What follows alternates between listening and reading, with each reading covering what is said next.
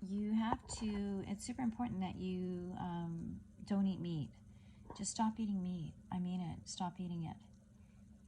And the dairy is connected to the meat industry, but there's places you can go where the dairy isn't.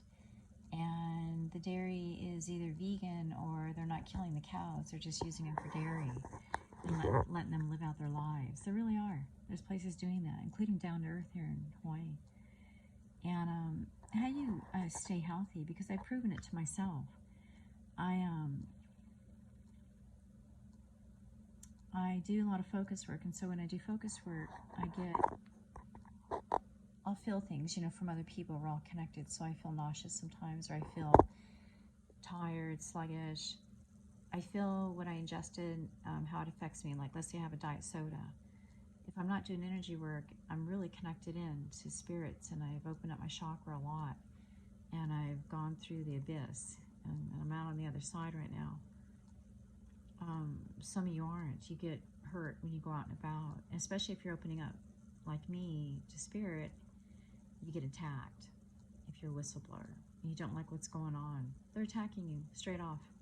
You're getting like burned, you're getting awed energetically, you're getting white lined, where you feel like you're just like completely thrown into a white, and you're in so much pain, like you're gonna die. And you have to just bring in your light. You have to charge your light, and you do invocations, whatever it is, to energize feeling better. I grew up kind of sickly in Arizona because we had a lot of trauma in our family, and I wasn't a sickly child, but I would get sick, like once a year, maybe twice a year, this bronchitis thing. It was so painful, this bronchitis. And my mom would have to get me in the shower and steam, and same with my sisters. Would get bronchitis really bad, fever. The sore's throat, and it feels like strep throat, but it's not. And it really feels like bronchitis is what they would call it back then. Now they're calling it COVID, the flu, influenza, and it's just different versions of all that. And so anyway, I would start feeling better when school was out. I would always start feeling better because we were an active family, though. My grandparents had a bakery, so sweets were definitely our downfall, if you will. But I wasn't connected in A, and B, school definitely hurt me. And on our time off, we would travel a lot. We would go on vacations. We would go work at the bakery, or go to the bakery, go to New Mexico a lot, go to California, visit our relatives. My father and mom wanted us to have fun, and we'd go camping. We'd go to Rocky Point, Sedona. We would go all over the Grand Canyon, go see relatives. My dad was a worker bee, he was always had a lot of irons in the fire. He's real smart, my dad. He was a cheater, we didn't get along because of that, and he left my mom. He started really cheating on her, but he was a musician, and he was kind of a peace hippie in a way, like new agey back then in the 60s. And he moved us to Arizona. He wanted to get to California eventually, and he thought that was a good stepping stone. Before he went that way, he wanted to do music and other things, but we kept busy, and so I just started feeling better, and I'd have to go back to school and sit in a cold classroom, or horrible, wares of like school, just school. I hated it so much. And I started really working out in my 20s. I really got into hiking, and when I became a flight attendant, I was still sickly, as far as like I'd get sick, back then, now when I was flying, you could smoke on board. And so it was really stupid, like literally at row 28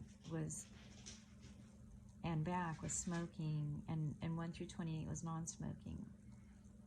And so I'm, on a plane, inhaling smoke like for the Paris flights were 10 hours, but even before that, mainland flights, you know, up and down, up and down. I was so sick, and I was really unhealthy, and I was eating airplane food. I was drinking. It was like the college is 20 I gained. I kept gaining weight. They were really strict on us on our weight and everything. I almost got fired because of it. And I moved to Hawaii. I did. I got based in Hawaii, Oahu. And I realized I couldn't keep gaining weight, and I felt better in Hawaii. You know, I did. The air was different. It was humid, and it really helped me. And so I started kind of jogging the Ala Moana Canal, and still eating crappy and stuff, like not sure how to eat. I was eating meat. I still ate meat my whole life, up until recently, you know, a few years ago. And I eat dairy, you know, when I'm out still. And so I started really working out. I started hiking. I started getting out in the elements, out in the air. And growing up, though, we were real active. We would swim. We were playing racquetball. We'd walk a lot because my dad would leave with the car, and then next thing you know, we'd be walking to the library, you know, a few miles from us, and the store, what have you. And I started losing weight in the airline, and it was probably 1991, 90, 89, around then. And I quit the airlines, and then I was still sickly, like getting sinus infections. That was killing me. Sinus infections, I was so sick from them. I'd have the worst fever, and like my sinus would just be impacted with, like, you know, stuff where I'd sometimes have to get antibiotics. And I started getting out and hiking a lot. And then after I got married, I turned Barry on to hiking. And so we were doing a lot of hiking. And we started slowly building up a gym. I mean, literally, it started with a weight bench and then some dumbbells.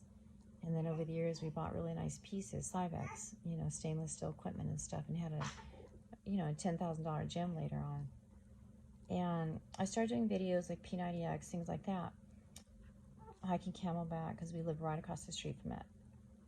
And I was getting in a really good shape, and I was feeling really fucking amazing. Like, I could hike Camelback, and it was like 2 in the afternoon, and I wasn't going to die and pass out. Prior to that, I'd almost pass out, like white line, when I was hiking, like literally heat exhaustion. I would be so sick from hiking, from the heat. And I realized, God, I was in such good shape, and it didn't deter me. And so getting out in the environment, hiking, is super important. You can go running and all that. Running's great. And there's just something about hiking, running, you know, where you're really, you know, you got to get some impact going with your joints and stuff like that. Not too much, though. Swimming, that's all good. You know, racquetball, tennis, volleyball, softball, you know, just have fun. I have roller skates. Like, I love fun things. I do. I love it. But that was in Arizona. This kind of sickly person who always had sinus infections and bronchitis. You know, once a year I got the flu really bad in the winter, and Barry always got it in the summer. He was a snowbird. He grew up in Colorado. He gets so sick in the summer with this horrible, like, allergy thing. But it was the flu. You know, when you look back, it was a flu. And, you know, I was vaccinated my whole life, and my child was worse, way worse. They threw so many vaccinations at these kids. And I saw the neurological damage. You know, I see the defensiveness. I see tics that were happening among people I knew, and my niece and nephew, and even my child. And even me, looking back, I had these, you know, things I used to do, like this kind of OCD, you know, really. And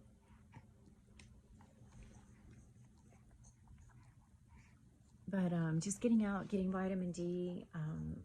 And I'm not a big exercise person now as far as like routinely exercising. I just like to have fun. I'll dance for exercise. I have my rower, you know, I have dumbbells and a weight bench, and yoga is all good for you. And P90X is a video series you can get, and they have the insanity and all that, but he had these killer videos where you box and you do yoga, or you do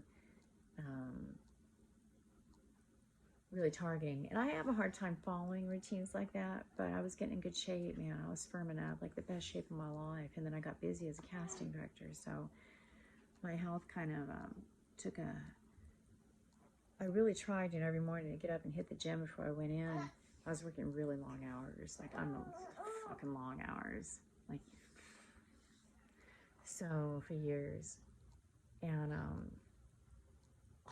so anyway, but that's the most important thing you can do, is just go vegan and eat as much vegan food as you can. As far as meat, avoid the killing fields. Get out and just walk, get out and breathe in all these elements that you're in, and let them come into you, and your immunity will build up. All these spirits and all these other beings and all this other consciousness too, you have to connect in with us. And it's real important. And you know, I could have started doing, you know, all kinds of triathlons. Probably I was getting in such good shape. I felt so good. And I'm being told, you know, I have people working for me now. They're looking at me going, "Are you doing coke? You know, are you a tweaker?" It's like, no, I'm in like the best shape of my life. Like, you know, don't worry about what other people think of you. Don't. You know, you get discriminated against if you're too thin, or you're too this, or you're too big muscles, or you're too heavy. No matter what you look like, someone's going to say something stupid. You know what I mean? Whether it's behind the scenes or whatever. So don't fucking worry about what one person says about you. Nobody. You worry about you and your God, okay? And he's attached to you and she's attached to you. And we like to do fun things. So have at it. And that's the best way to get your immunity built up. Number one. All right, Taylor, peace out.